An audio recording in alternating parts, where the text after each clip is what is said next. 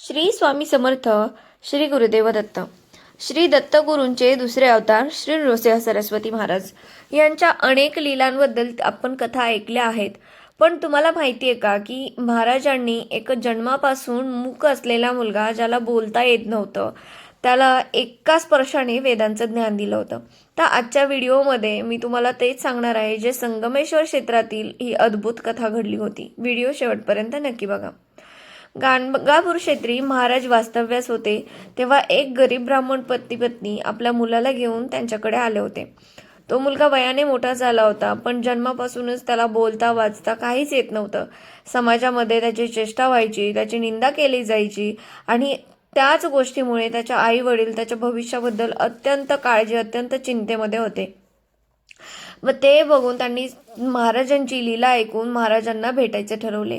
आई वडिलांनी महाराजांच्या चरणांवरती लोळण घेतली आणि आपली व्यथा मांडली.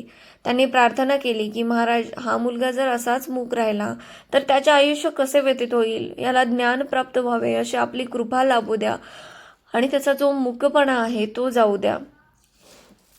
परमदयाळू आपले श्री गुरु नृसिंह सरस्वती महाराजांनी त्या मुलाला जवळ बोलावले. त्याच्या डोक्यावरती आपला वरद हस्त ठेवला आणि त्याच्या जिभेवरती ओंकार लिहिला आणि त्याला स्पर्श केला. तर त्याच क्षणी तो मुलगा, जो कधी साधा शब्दही बोलत नव्हता, तो अस्खलितपणे वेदांचे पठण करू लागला. उपस्थितांना आश्चर्याचा धक्का बसला की ज्याला अक्षर ओळख नव्हती, तो मुलगा आता वेदशास्त्र संपन्न झाला होता. आता ही कथा जी सांगितली आहे तुम्हाला, ही फक्त चमत्काराची नाही तर ती श्रद्धेची आहे. गुरुचरित्रात सांगितलंय की सद्गुरूंची कृपा झाली की मुक करोती वाचालं, म्हणजे अर्थात मुका देखील बोलू लागतो.